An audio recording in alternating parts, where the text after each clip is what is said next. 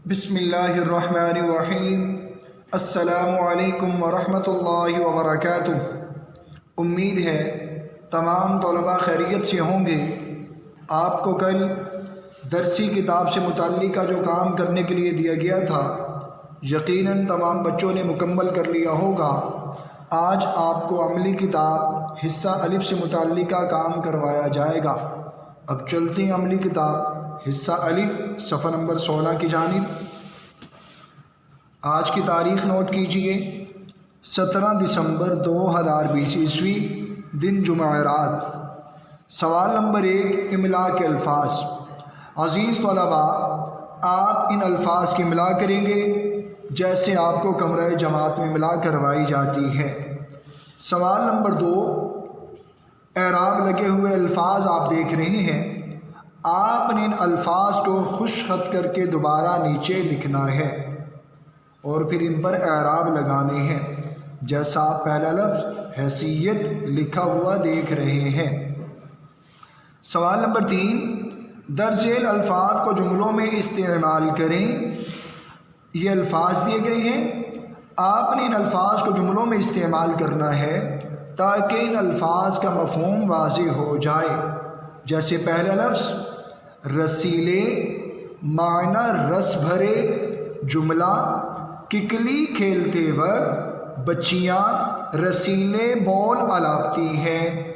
अब रसीले का मफ़हूम वाज़ेह हो गया। इसी तरीके से आपने हर लफ्ज़ का जुमला बनाते हुए ख्याल रखना है ताकि उस लफ्ज़ का मफ़हूम वाज़ेह हो जाए। सवाल नंबर 4, दर्जेल अल्फाज में से मुज़क्कर और मुअन्नस अलग अलग करें। ये अल्फाज दिए गए हैं, आपने इन अल्फाज की शनाख्त करनी है कि मुज़क्कर कौन सा लफ्ज़ है, मुअन्नस कौन सा लफ्ज़ है।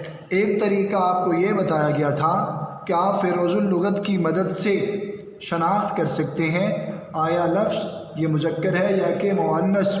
दूसरा आपको ये बताया गया था कि आप उस लफ्ज़ को जब जुमले में इस्तेमाल करेंगे पता चल जाएगा ये लफ्ज़ मुज़क्कर है या कि मुअन्नस।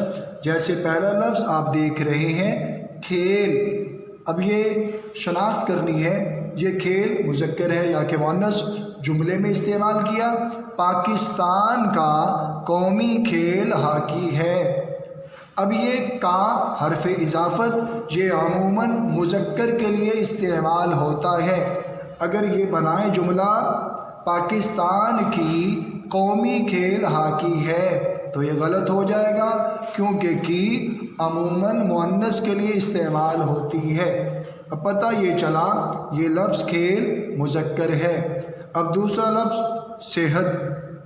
अब सेहत की शनाख्त करनी, इसे जुमले में इस्तेमाल कीजिए। मेरा सेहत बिगड़ रहा है, मेरा सेहत ख़राब हो रहा है, ये तो जुमला गलत हो जाएगा।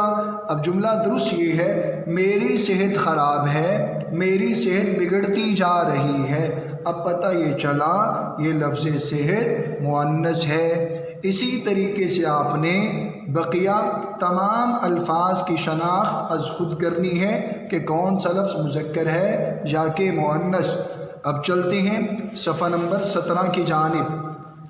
सवाल नंबर 5, कॉलम अलिफ और कॉलम बे को दुरुस्त वाहिद जमा से मिलाइए। आप देख रहे हैं 2 कॉलम, एक कॉलम अलिफ में वाहिद अल्फाज दिए गए हैं, कॉलम बे में जमा अल्फाज दिए गए हैं। अब आपने जो दुरुस्त जोड़ा हो उसे मिलाना है। जैसे पहला लफ्ज़ जज्बा, अब इसकी जमा जज्बे। अब इन दोनों को मिला हुआ आप देख रहे हैं। इसी तरीके से बकिया जोड़ों को अज़ खुद मिलाना है। सवाल नंबर 6, दर्जेल अल्फाज को उनके मुतज़ाद से मिलाइए। मुतज़ाद के बारे में आप जानते हैं, याद दहानी के लिए दोबारा बता रहा हूँ।